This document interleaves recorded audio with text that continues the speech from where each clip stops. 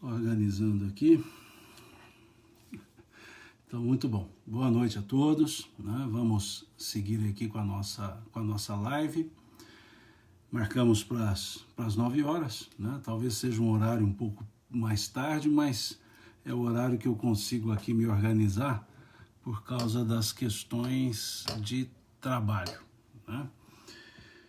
Bom, nós paramos no nosso último encontro, na nossa última live, salvo engano, aqui na questão 718 do Livro dos Espíritos, que inicia o capítulo das privações voluntárias, das mortificações, né? Nós estamos falando das leis morais, em especial estamos falando da lei de conservação. E dentro dessa ideia da lei de conservação, nós já conversamos sobre o estado da conservação como lei natural, como estado de natureza, já conversamos também em relação ao necessário e ao supérfluo, já conversamos sobre o gozo dos bens terrenos, e o capítulo segue, ou seja, a lei de conservação segue, e nós então vamos conversar agora sobre privações voluntárias, mortificações, e aí encerramos essa parte da chamada lei de conservação, né? É uma ideia, né, seguir estudando todas as 10, né, o conjunto de 10 leis morais proposto, né, o conjunto, por Kardec. Bom, então aqui na questão 718 do Livro dos Espíritos, nós temos a pergunta: a lei de conservação obriga o homem a prover as necessidades do corpo? A conversa aqui na ideia de privações voluntárias, de mortificações, ela caminha para a questão de ordem material, né? Ou seja, o corpo físico, a estrutura física. Então a pergunta aqui, nesse contexto, ela é plenamente aplicável. A lei de conservação obriga o homem a prover as necessidades do corpo, ou seja, devemos cuidar do nosso corpo, devemos olhar para o nosso corpo em termos de alimentação, em termos de própria resistência física, cuidado com o corpo. E eles respondem: sim, sem força e sem saúde o trabalho é impossível. Então vejamos que nessa resposta, aparentemente sem sentido, porque eles trazem a ideia do trabalho, vejamos, a lei de conservação obriga o homem a prover as necessidades do corpo, eles respondem: sim, sem força e sem saúde o trabalho é impossível. Por que entra essa expressão, o trabalho é impossível? Por que os espíritos, quando vão responder a uma pergunta que está caminhando para a ideia de cuidar do corpo, por que os espíritos, além de dizer sim e diz que conservar, né, que é preciso conservar a força e a saúde, porque senão o trabalho é impossível?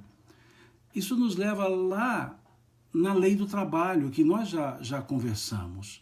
Na lei do trabalho, quando eles vão dizer que toda ocupação útil é um trabalho. Então, quando dizem que toda ocupação útil é um trabalho, e por decorrência, então, o trabalho é uma ocupação útil, nós podemos substituir a palavra trabalho por ser útil, por ter utilidade. Então, a resposta ficaria: sim, sem força e sem saúde, a utilidade, ou não ter a utilidade seria impossível. Não seríamos úteis a nós mesmos, para o nosso próprio aprimoramento, úteis para auxiliar no aprimoramento das outras pessoas. O útil para nós mesmos, lei de conservação; o útil para com as pessoas, lei de sociedade. Então é uma resposta que tem uma conotação, que tem um sentido um pouco mais amplo, ou bem mais amplo, do que se pode olhar à primeira vista, numa corrida de olhos. Então nós temos que cuidar do nosso corpo, sim. Ter os cuidados da saúde, sim. Da força, sim. Então é da lei natural cuidarmos de nós mesmos. Uma coisa é cuidarmos de nós mesmos, cuidar da saúde do corpo. A outra coisa é o aspecto quase que narcisista em relação ao corpo. mas devemos sim, na linguagem dos espíritos, o corpo é a morada nossa. Nós, espíritos, aqui residimos, ou seja, estamos ocupando, utilizando-nos de uma estrutura física, de uma estrutura corporal. É como morando em uma casa, não cuidássemos da casa. Então não é o largar, o abandonar a ideia da saúde corporal, como se importasse única e exclusivamente a questão espiritual. Não. Nós estamos no corpo, nós estamos na matéria, nós estamos nos utilizando de uma estrutura material. Então precisamos cuidar dessa estrutura material. Precisamos cuidar, sim, da saúde do corpo, para que nós possamos manter aquela estrutura do princípio vital que todos nós recebemos quando estruturamos o nosso corpo, como quando desenvolvemos-nos em termos corporais. Então, cuidar do corpo com respeito às próprias forças do corpo, com a saúde do corpo, com a alimentação correta, é uma necessidade nossa e faz parte da lei natural. É isso que está na questão 718. E depois nós vamos começar a perceber, a entender um pouco mais esse desenvolvimento que os espíritos vão fazer nesse tópico, nesse capítulo de privações voluntárias. Nós vamos perceber um outro aspecto contido nesse conjunto de questões. E aí, na questão seguinte, na 719, já se pergunta aos espíritos: o homem deve ser censurado por procurar o bem-estar? Veja que coisa interessante, que pergunta interessante. Porque, no fundo, todos nós buscamos isso, o bem-estar. Que para uns tem um cunho muito material, para outros um cunho mais espiritual. Mas o aspecto, a ponderação de todos nós, o que nós buscamos é o bem-estar. A conjuminação do bem-estar físico, espiritual, emocional, psicológico, é o bem-estar. Nós nos associamos às pessoas, consorciamos-nos com as pessoas pelo bem-estar. A convivência que temos com as pessoas é buscando o bem-estar. Esse bem-estar é a pergunta que se faz. Se o homem deve ser censurado por procurar o bem-estar, por procurar esse momento de se sentir bem, de estar bem consigo, de estar bem com as pessoas, de estar bem na convivência, de buscar o bem-estar pelo trabalho profissional, buscar o bem-estar a busca da espiritualização. Mas, no fundo, tudo que nós buscamos é isso.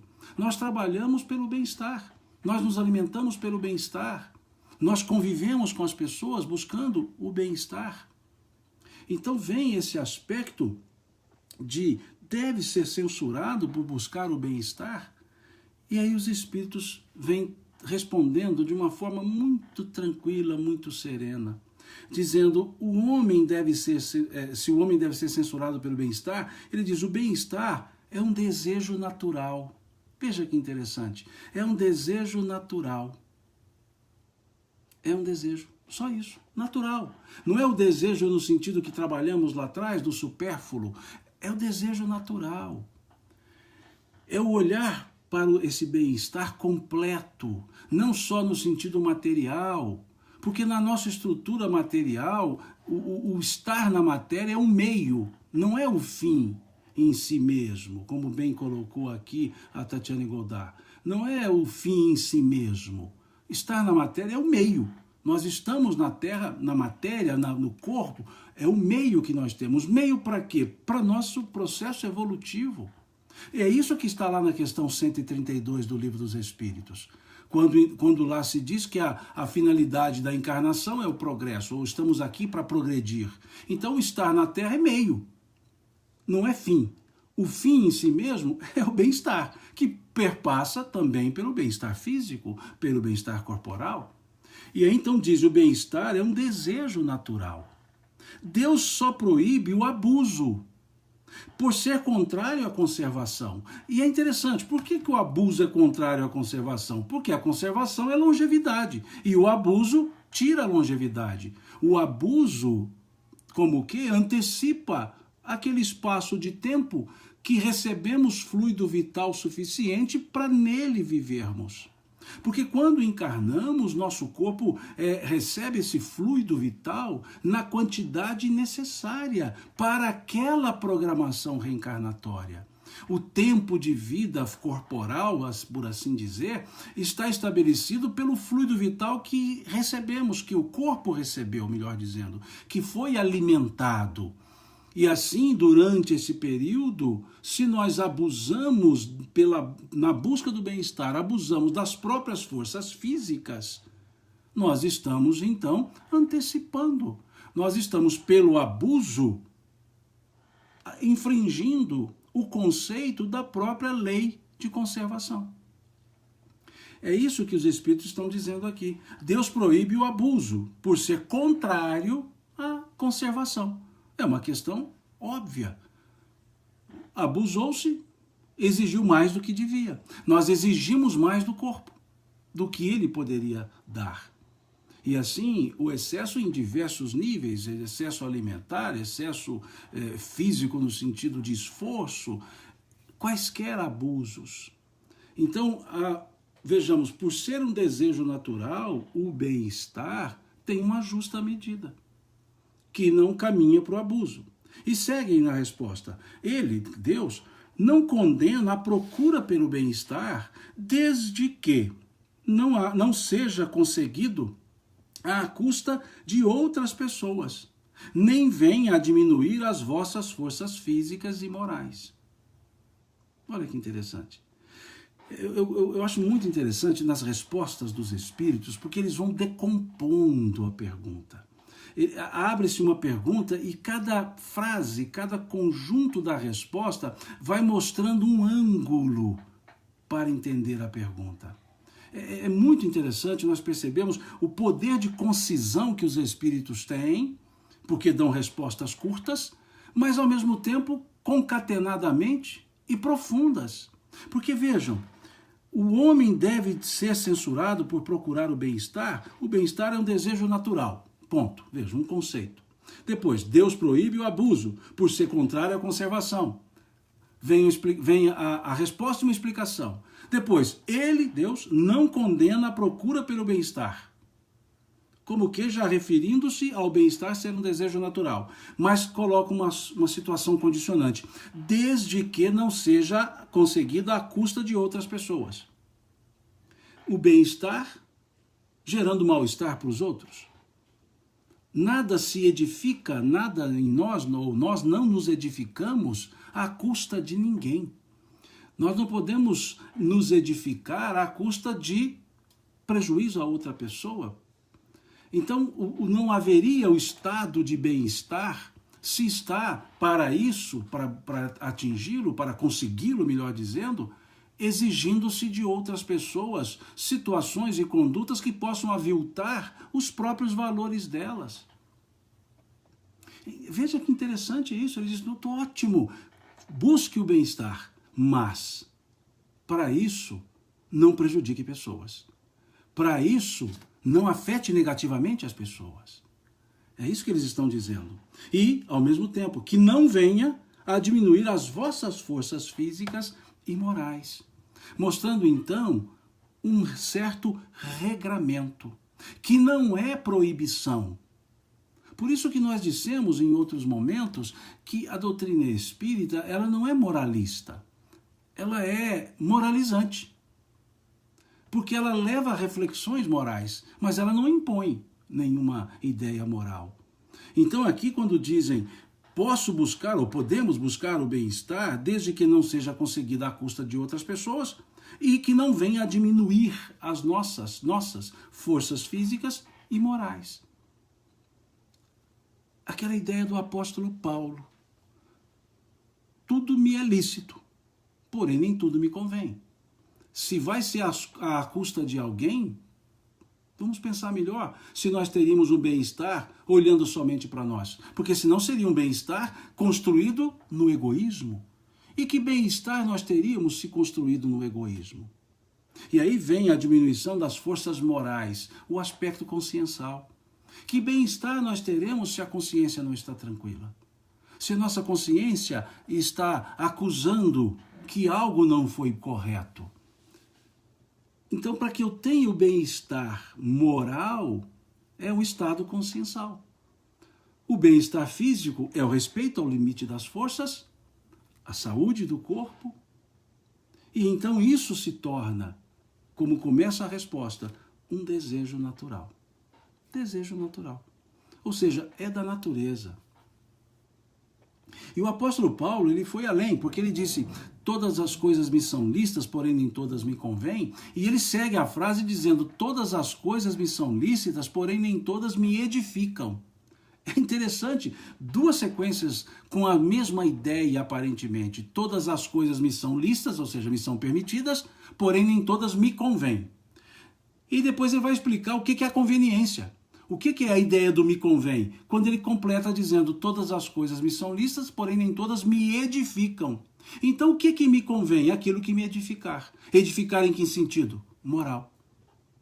Moral não moralista, no sentido de caráter, no sentido de consciência. Então é muito profunda essa frase do apóstolo Paulo, que acabou virando um jargão, virando uma fala quase que coloquial, mas é interessante perceber isso. As coisas me são lícitas, mas nem todas me convêm, porque conveniência é um tanto subjetiva. Eu posso dizer que me convém algo e o outro diz que não convém. É um tanto subjetivo, porque há um aspecto do ponto de observação, da apreciação. Mas quando ele vai dizer me edificam ou não me edificam, aí fica claro. É uma edificação moral, espiritual, de alma. Esse aspecto. Então a gente compreende melhor quando diz aqui que não venha diminuir as nossas forças morais. É quando então, pela busca do bem-estar, nós praticamos condutas que não nos edificam. Porque pode estar diminuindo outras pessoas, afetando negativamente outras pessoas. E se afeta negativamente outras pessoas, não nos edificarão. Não seremos edificados nesse aspecto, nesse sentido. Vejamos que tranquilidade é a resposta dos Espíritos. O homem deve ser censurado por procurar o bem-estar? O bem-estar é um desejo natural. Deus só proíbe o abuso, por ser contrário à conservação. Ele não condena a procura pelo bem-estar, desde que não seja conseguido à custa de outras pessoas e nem venha diminuir as vossas forças físicas ou morais. Precisa a resposta. Na questão seguinte, a 720, Kardec vai perguntar, as privações voluntárias que visam uma expiação igualmente voluntária têm algum mérito aos olhos de Deus? Vamos entender a pergunta. As privações voluntárias, ou seja, eu vou me privar de alguma coisa voluntariamente, porque eu quero. Mas visando uma expiação, ou seja, dar um aspecto de eu vou me privar porque eu estou me punindo por causa disso. Então eu vou deixar de fazer tal coisa porque isso para mim vai ser um exercício, vai ser uma punição. E aí então eles perguntam, essa privação voluntária que visa uma expiação igualmente voluntária tem algum mérito aos olhos de Deus? Eles respondem, fazei o bem aos outros e mais mérito tereis. Essa resposta é uma resposta contundente. Eu vou me privar de uma série de coisas como um ato expiatório, como se fosse para redimir-me. E aí eles dizem, vai fazer o bem aos outros que você faz melhor. Em vez de deixar de fazer algo, faça algo pelos outros. Então, muitas vezes, a pessoa se priva de uma série de coisas. Nós já estudamos aqui, salvo engano, quando falamos já estudamos do celibato. Que, muitas vezes, aos olhos de Deus, esse celibato pode ser um puro egoísmo, porque não quer dividir convivência com ninguém. Então a pessoa fala, eu vou ficar nesse ponto como um sacrifício, no sentido pejorativo dessa palavra. Então os Espíritos dizem o seguinte, se você quer se privar de alguma coisa, priva em favor de outro, ou seja, faça alguma coisa por outra pessoa. Em vez de dizer, não, eu vou ficar em silêncio agora 2 dias, vou me privar, vou ficar em silêncio num processo de introspecção. Não, use a voz para acalentar as outras pessoas. Em vez de ficar em silêncio que não vai ajudar ninguém, converse ajudando os outros. É isso que eles querem dizer. Use aquilo que você está privando dele, daquela situação, privando-se dela, em benefício de outra pessoa. Vá auxiliar alguém. Então é nesse sentido que a resposta toma uma conotação muito profunda. Quando eles dizem, fazei o bem aos outros e mais mérito tereis. Pode-se ter, sim, o mérito. Pode-se ter, sim, um mérito naquele sacrifício. Não, perfeito. Mas veja aqui, mais mérito tereis. Ou seja, vai ser útil. Ser útil às outras pessoas. Nós temos que saber lidar com essas questões. A gente entende o objetivo, melhor dizendo. A gente entende que a pessoa está querendo um processo de recolhimento. Mas por que não? Em vez de um recolhimento, pura e simplesmente um isolamento, afastando-se de todas as pessoas, por que não servir a essas pessoas? Por que não oferecer o concurso a essas pessoas? É isso que os Espíritos estão colocando. Essas privações voluntárias, no sentido de mortificações. Nós vamos ver à frente, tem outras questões nesse sentido. Mas Kardec ele tem uma característica. Quando a resposta não fica muito clara, quando a resposta possa vir a levar, pode vir a levar a uma nova pergunta, a um novo entendimento, ele então refaz, ou ele desdobra a pergunta. E aí, na sequência dessa pergunta, a 720A, ele vai dizer, vai perguntar, haverá privações voluntárias que sejam meritórias? E é interessante ele perguntar isso, porque se a resposta foi, fazei o bem aos outros e mais mérito tereis, é porque também há mérito, muito menor, circunscrito, mas há mérito naquela privação. Então Kardec como que desdobra essa pergunta, fazendo uma segunda pergunta, haverá privações voluntárias que sejam meritórias? Se fosse um Kardec mineiro, ele diria assim, uai, não há então privação meritória? E a resposta veio tranquila dos Espíritos, sim. A privação pode ser meritória, mas qual privação? Veja como é que os Espíritos colocam aqui. Sim, a privação dos prazeres inúteis. Eu acho interessante que eles vão dando essas respostas contundentes, como que ligeiros tapinhas de luvas, para nos alertar. Então veja, há privações voluntárias que sejam meritórias? Eles dizem sim, a privação dos prazeres inúteis. Prazeres inúteis. Se há prazeres inúteis, então existem prazeres úteis? Ótimo, existem sim, claro, os da consciência tranquila. Já falamos sobre isso quando lemos o capítulo 17, item 10 do Evangelho segundo o Espiritismo, que tem por título O Homem no Mundo, e lá eles mostram perfeitamente que é possível viver no mundo como os homens, as pessoas do mundo, que é possível ser feliz como felizes podem ser as pessoas no mundo. Então tem todos esses aspectos. E ele diz, sim, a privação dos prazeres inúteis, porque liberta o homem da matéria e eleva a sua alma. Meritório é resistir à tentação que induz aos excessos, ao gozo das coisas inúteis. É o homem tirar do que lhe é necessário para dar aos que não têm o suficiente. Se a privação não passar de vão simulacro, será um escárnio. Olha a força que eles colocam aqui, a última palavra, escárnio. Então vejamos, privações meritórias, sim, há as que seria a privação dos prazeres inúteis, resistir à tentação que induz aos excessos, e já falamos aqui do aspecto de tentação, né? E até citamos a epístola do apóstolo Tiago, capítulo 1, versículo 12 a 14, lá da questão 712, já falamos do aspecto da escolha das provas, lá da questão 258 do Livro dos Espíritos, que explica o que significa a palavra tentação, no sentido provas. E aqui então vão dizer os Espíritos, meritório resistir à tentação que induz aos excessos e ao gozo das coisas inúteis. E essa ideia nós podemos até dar um pulinho no Pai Nosso. No Pai Nosso. Não nos deixeis cair em tentações. Veja, não nos deixeis cair em tentações. Como que elas são necessárias. Questão 712 do Livro dos Espíritos, carta do apóstolo Tiago, capítulo 1, versículos 12 a 14, para justamente o exercício da prova. E aí nós dizemos, não nos deixeis cair, e indo em direção a elas.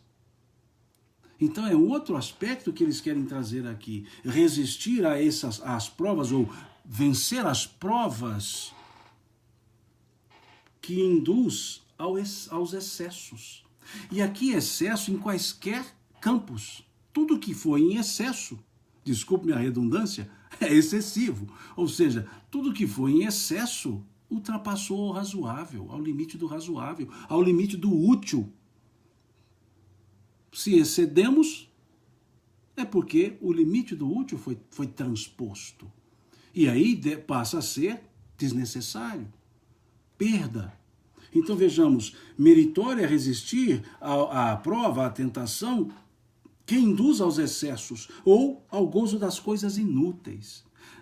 Essas questões de coisas inúteis, muitas vezes nós não observamos o quão inúteis são várias coisas, são várias circunstâncias. Perdemos tempo com muitas coisas. Podemos ir naquela ideia de Marta e Maria. Ficamos muito Marta. Né? Está lá Jesus em casa de Marta, em casa de Maria, casa de Lázaro, em Betânia. E ali, conversando, Marta se retira e vai cuidar dos afazeres da casa. E ali, cuidando dos afazeres da casa, Maria continua sentada, ouvindo os ensinos de Jesus. E num dado momento, Marta vira-se para Jesus e diz, Senhor, não vês que estou aqui atabalhoada, ou em outras traduções, estou aqui fatigada com os afazeres, e Maria nada faz se não te ouvir, despeça-a para que ela possa me ajudar. Veja, despeça para que ela possa me ajudar.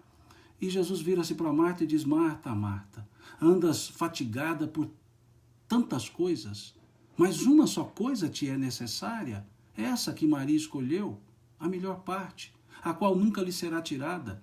O que Maria estava ali fazendo? Aprendendo, ouvindo, aprendendo. E Marta, cuidando excessivamente das questões materiais, fatigada. O que é fatigada?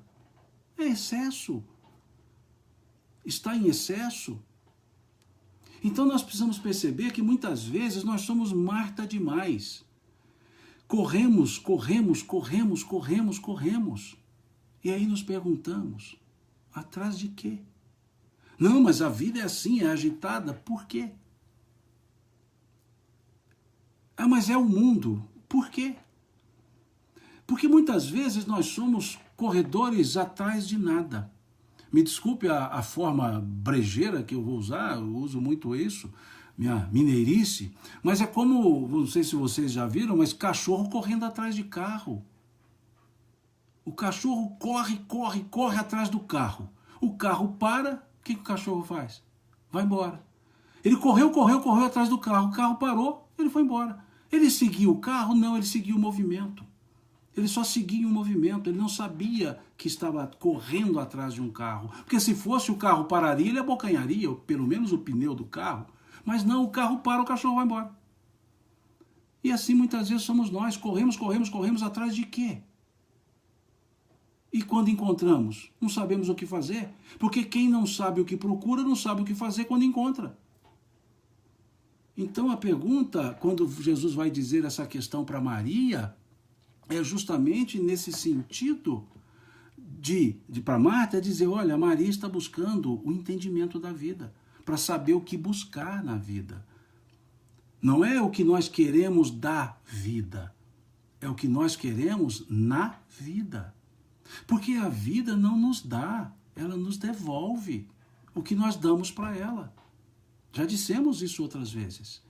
Então esse aspecto de excessos, né, o gozo das coisas inúteis, muitas vezes é esse atabalhoamento nosso, ditado nosso aqui mineiro, o homem nasce, cresce, corre, fica velho e morre.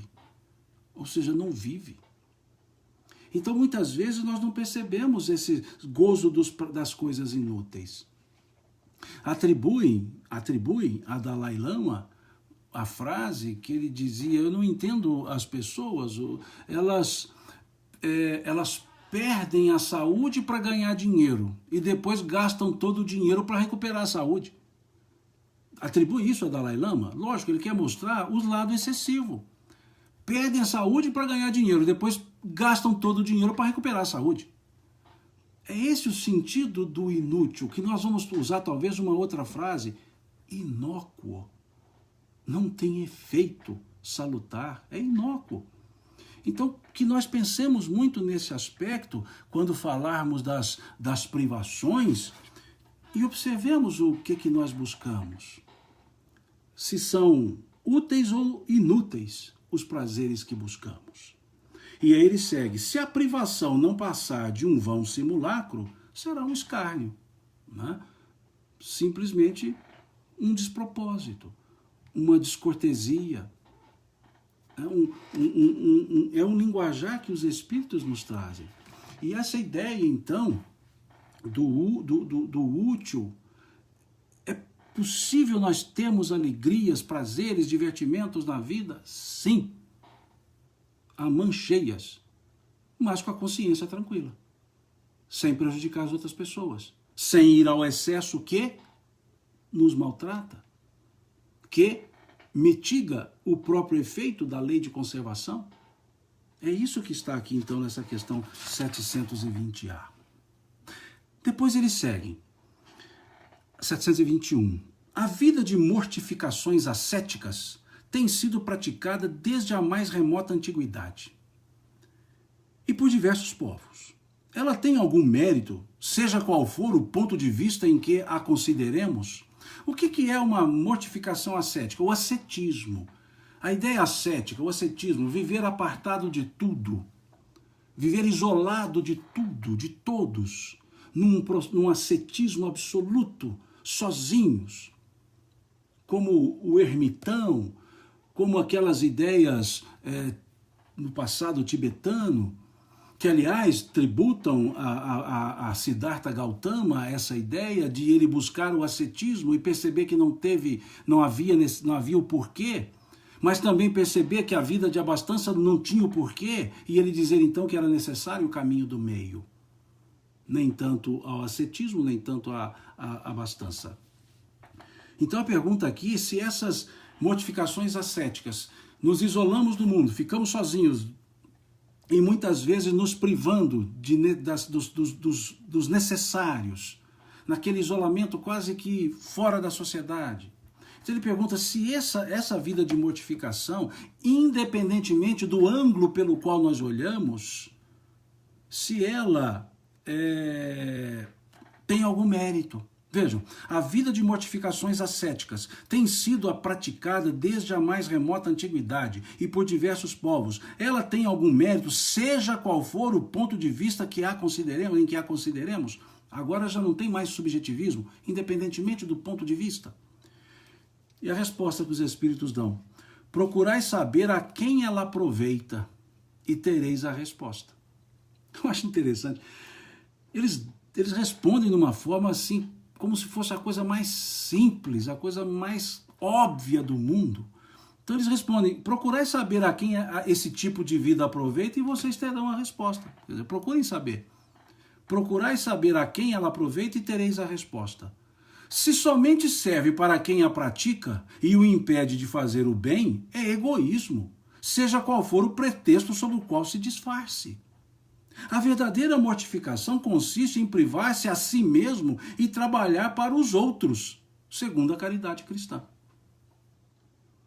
É como se dissesse, é uma inutilidade essa forma do ascetismo. E aqui eles dizem: nós estamos em sociedade para viver em sociedade, ou seja, cuidando uns dos outros, ajudando uns aos outros. Então eles vão dizer, se somente serve para quem a pratica e o impede de fazer o bem, é um egoísmo. E essa questão nos leva a 721, nos leva de volta à questão 721. Desculpe, a 721 é que estamos lendo, nos leva de volta à questão 657, que nos fala da vida contemplativa, que já falamos dela aqui quando estudamos a lei de adoração. E aqui, vamos lá nessa questão, então, 657, vejam o que é perguntado aos espíritos. As pessoas que se entregam à vida contemplativa têm algum mérito aos olhos de Deus, já que pensam nele e não fazem o mal a ninguém? E eles respondem, não, pois se não fazem o mal, também não fazem o bem, e são inúteis. Aliás, não fazer o bem já é o mal. Deus quer que se pense nele, mas não quer que se pense somente nele, pois deu ao homem, ao ser humano, deveres para cumprir na terra. Então, se são deveres para cumprir na terra, o ascetismo nos tira da condição de cumprir esses deveres. Por isso a resposta, procurai saber a quem ela aproveita, e tereis a resposta. Aqui estamos falando num capítulo, num tópico que tem por título privações voluntárias. Então, todo o conjunto das respostas, das perguntas e, óbvio, das respostas, é sob o prisma, sob a ótica de privações voluntárias, mortificações. Ou seja, aspas, esse sacrifício no sentido, digamos, genérico ou geral que se dá essa palavra. Então, todas as perguntas, porque se a gente observa a pergunta dissociada do contexto, dá a impressão que são perguntas sem sentido. Mas vejam, todas elas estão nesse contexto, privações voluntárias, como se estivesse perguntando, olha, essa ideia que nós temos de nos mortificar, ou seja, de criar situações adversas para nós, como se fosse um ato expiatório, ou seja, um exercício expiatório de remissão de erros, de remissão vou usar o termo mais religioso comum da teologia, remissão de pecados, é nesse contexto que se está perguntando aqui. Se essas coisas que nós fazemos, esses, aspas, sacrifícios mortificativos, me permita assim a expressão neologista, se isso é meritório. Então, Kardec está fazendo uma decomposição, um desdobramento nesse contexto com várias perguntas. E aí ele chega a essa da vida ascética, do ascetismo. Quantas pessoas dizem, vou viver isolado do mundo para ficar em meditação a vida inteira? É como se os discípulos dissessem, vai agir, vai servir aos outros, vai fazer o bem às pessoas. Não pense somente em si no sentido de se autorresolver. Não, vá tentar se autorresolver ajudando os outros a se resolverem também. Dentro do limite das nossas possibilidades, dos nossos conhecimentos, das nossas experiências. Óbvio, porque senão seria uma infantilidade, né? seria algo ilógico. Então é isso que ele está dizendo. Não é uma crítica pejorativa, uma crítica por criticar. É dizer, olha, se nós estamos aqui na Terra convivendo com pessoas, tem uma lei chamada lei de sociedade, que é para justamente nos ajudarmos uns aos outros, por que nós vamos querer uma vida de ascetismo? Por que uma vida contemplativa? Como que eu vou me encontrar com um plano superior, eu vou entrar no nirvana, no estado de nirvana. Por que não entrar no estado de nirvana junto com outras pessoas, ou seja, ajudando as outras pessoas? É isso que os espíritos estão colocando aqui. E seguem, questão 722, dentro da ideia de privações voluntárias e mortificações. Ele vai agora para um outro aspecto muito interessante. É a questão 722. A abstenção de certos alimentos prescrita por diversos povos tem algum fundamento racional? Interessante. A abstenção de certos alimentos prescrita por diversos povos tem algum fundamento racional? Não pode comer isso, não pode comer aquilo, não pode comer aquele outro. Aqui em Minas era uma coisa perigosa comer, chupar manga e tomar leite, né? Manga com leite não dá certo, né? Lógico que manga com leite não está na pergunta dos espíritos. Mas tem um fundo que vai bater com essa resposta dada aqui também. Porque vejamos a resposta que os espíritos dão. É permitido ao homem alimentar-se de tudo o que não lhe prejudique a saúde. Olha que interessante. É como se dissesse, poder pode, mas nem tudo deve. É permitido ao homem alimentar-se de tudo o que não lhe prejudique a saúde. Alguns legisladores, porém, com um fim útil, resolveram proibir o uso de certos alimentos e, para darem maior autoridade às suas leis, apresentaram-nas como vindas do próprio Criador, do próprio Deus. Aqui ele se refere ao código mosaico, né? Porque se nós observarmos lá, por exemplo, no capítulo 7 do livro Levítico, por exemplo, que fala que não se deve comer gordura, lá diz, o Senhor, Deus, proíbe, ele abomina comer a gordura, comer o sangue. Óbvio. Depois vem, lá no Levítico 11, proibido comer carne de animais de pés fendidos que não ruminam, ou comer carne de lebre, comer carne, peixe sem escama, ou seja, comer peixe sem escama. Isso tudo foi dito como ordem de Deus. O que os Espíritos estão dizendo é que certas pessoas, legisladores, tomaram regras, usaram regras com finalidade útil, regras de higiene, regras de saúde, por assim dizer, lá no passado, mas para dar autoridade às leis, disseram que veio de Deus, que vieram de Deus essas leis. Como a gente vê nessa estrutura do Levítico, do Deuteronômio. São leis de Deus? Não, são os legisladores que, com a finalidade útil, visando higiene, visando regras de saúde, estabeleceram certas proibições. E essas proibições foram revestidas de caráter divino, para que tivessem autoridade. É isso que está dizendo aqui. Então, ao mesmo tempo que eles respondem à pergunta dizendo que é permitido ao homem alimentar-se de tudo que não faz mal à sua saúde, eles também, os espíritos, vão esclarecer o porquê de algumas proibições contidas no texto velho testamentário, que eram atitudes de legisladores revestindo-as de caráter divino para que tivessem autoridade. E dentro daquela ideia de que vindo de Deus tem que obedecer porque Deus era bravo e as pessoas temiam Deus, então autoridade plena, autoridade completa. E é o interessante que depois passam-se os séculos e Jesus vai trabalhar com essa ideia sem detratar nenhuma lei. Ele vai trabalhar com essa ideia, mas trazendo um cunho moral, trazendo um cunho, como é que eu posso dizer, um cunho de aplicabilidade ética. Por exemplo, os doutores, os fariseus chegaram a ele dizendo: os seus discípulos comem sem lavar as mãos. Por quê? Porque havia e há, na regra deuteronômica, uma proibição de se comer alimentos sem lavar as mãos, e essa proibição é Deus. Deus é que proibiu. Regra de higiene. Útil, mas regra de higiene. Então, Deus não é um higienista. Mas havia proibição. Então Jesus, óbvio, entendeu, mas ele quis dar um ensino. Ele disse: o mal maior que faz ao homem não é o que lhe entra pela boca, mas o que dela sai, pois a boca fala daquilo que o coração está cheio. E outras vezes, Jesus também foi usado símbolos dessas proibições para alertar as pessoas para outros aspectos. Como, por exemplo, nós vemos no capítulo 10 do livro Atos dos Apóstolos. Uma visão que Pedro tem. Ele está na claraboia, ele está no telhado, na laje da casa, numa noite quente, e olhando as estrelas, ele tem uma visão de uma toalha de 4 pontas estendida, e os alimentos impuros, aqueles proibidos pela a lei, eram colocados nessa toalha. E depois de colocados esses alimentos nessa toalha, aparece uma voz lhe soa aos ouvidos dizendo: olha, pega e come. E aí Pedro diz assim: mas são os alimentos impuros, proibidos? E a voz diz a ele: não tornes tu comum aquilo que Deus purificou.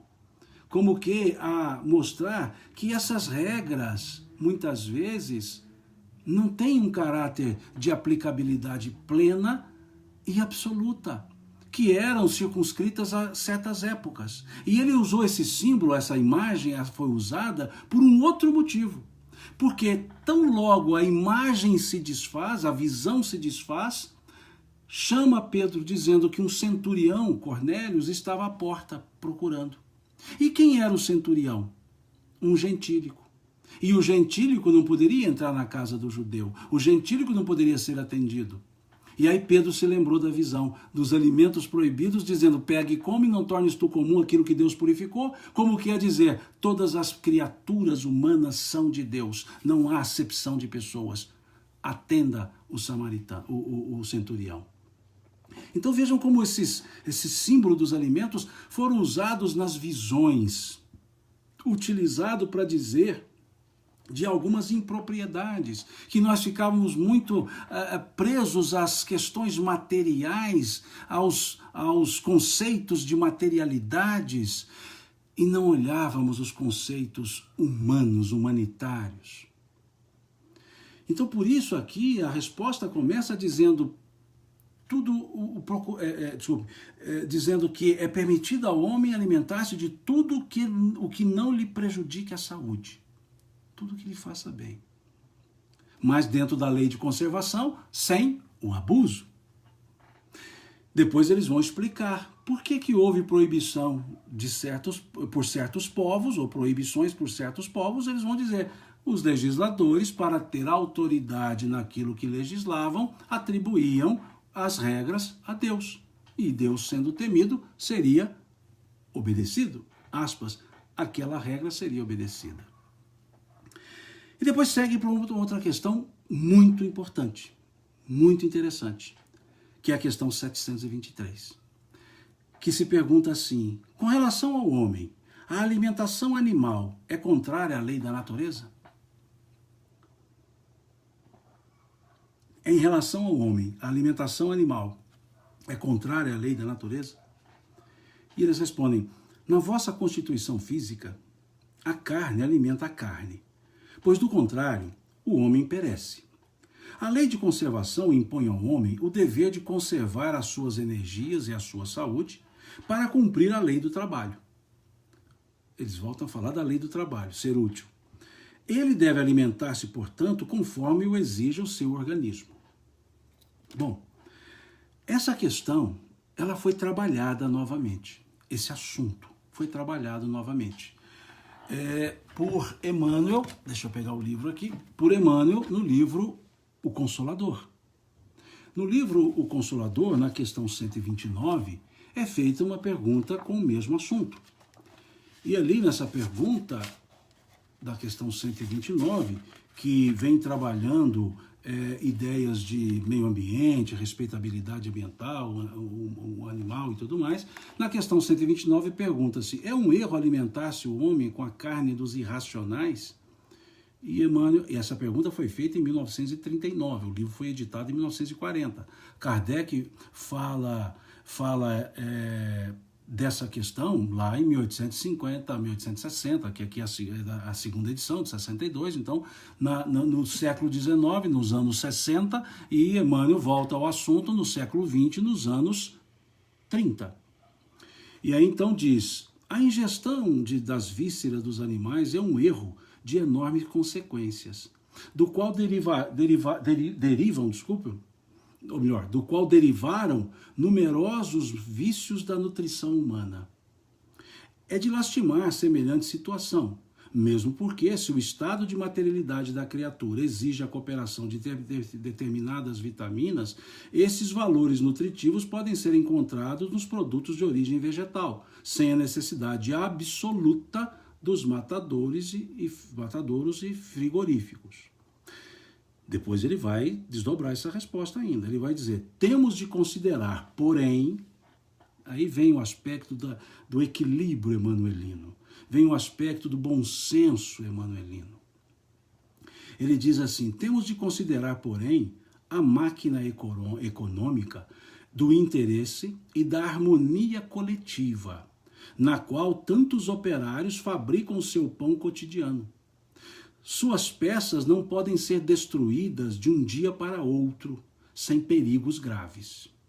Consolemo-nos com a visão do porvir, sendo justo trabalharmos dedicadamente pelo advento dos tempos novos, em que os homens terrestres poderão dispensar da alimentação os despojos sangrentos e os de seus irmãos inferiores. Por que eu chamo o bom senso emmanuelino? Nem a um extremo, nem ao outro. Emmanuel, em suas respostas, ele sempre caminha para evitar a disputa de conceitos, o radicalismo, os pontos extremos. Então ele corrobora a ideia que não seria o ideal, não é o ideal, mas há uma situação momentânea. E respeita-se essa situação momentânea sem que com isso deixe de se propagar a ideia da melhor conduta, da mais adequada. Emmanuel não entra no aspecto do sim, do não, ele deixa explicado as consequências, que ele não explica as quais, ele vai dizer de graves consequências, mas ao mesmo tempo ele faz uma ressalva, que há um contexto cultural, que há um mundo econômico, e aí ele não está fazendo defesa de capitalismo no sentido de teoria, ele está dizendo que muitas pessoas vivem ainda desse segmento, seja produzindo, seja no processo de abate, seja... Ele quer dizer, olha, em outras palavras, está dizendo, e ele diz, olha, a máquina econômica do interesse e da harmonia coletiva. A harmonia coletiva, ou seja, respeitar alguns conceitos, respeitar quem pensa de um jeito, respeitar quem pensa de outro, independentemente de buscar quem está com a razão ou não, porque diz Emmanuel que nesse momento pelo qual passamos, ainda não se tem as condições plenas, absoluta é a palavra que ele usa, para dizer, não se pode mais fazer isso. Tem que se considerar. E aí ele diz, suas peças, ou seja, essa engrenagem hoje existente, em que há o aspecto de sustentabilidade de pessoas trabalhando nesse segmento. Então ele diz, suas peças não podem ser destruídas de um dia para outro. Ele não está dizendo que não vai mudar isso.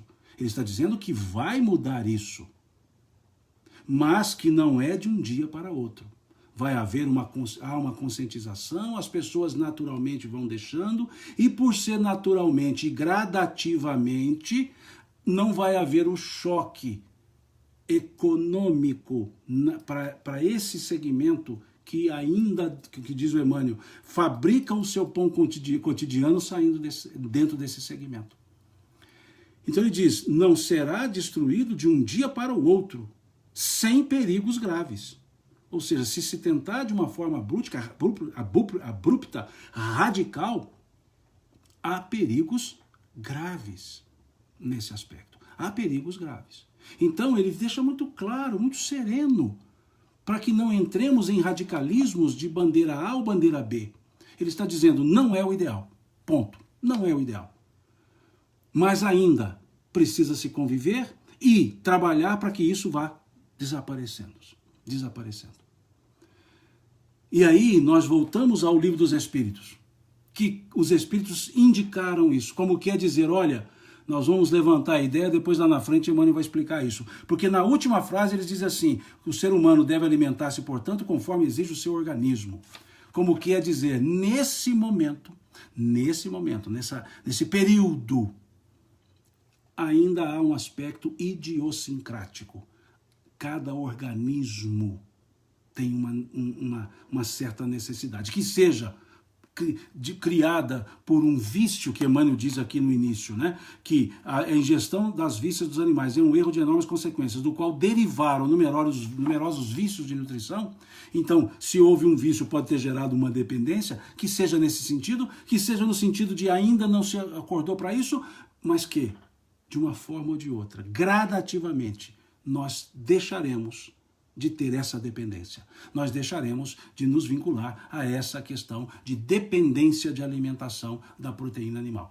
Mas, volto a dizer, suas peças não podem ser destruídas de um dia para outro sem perigos graves, nos fala Emmanuel na questão 129 do livro O Consolador. E Kardec e os Espíritos vêm dizer para Kardec, ele deve alimentar-se, portanto, conforme exija o seu organismo. Ponto. Justa medida.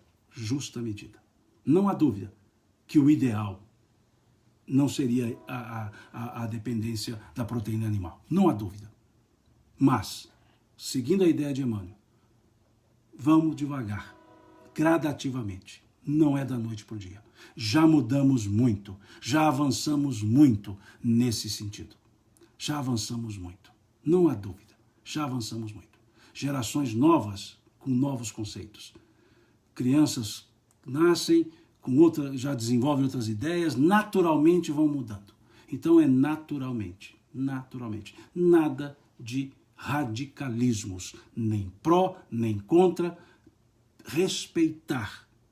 E, óbvio, temos todo um outro conjunto ambiental nessa história, mas vamos respeitar e tentar a justa medida do econômico versus respeito ambiental. Também faz parte da lei de conservação esse respeito ambiental. Então, tudo isso vai se harmonizar. Tudo isso é uma questão de consciência, é uma questão de desenvolvimento consciencial.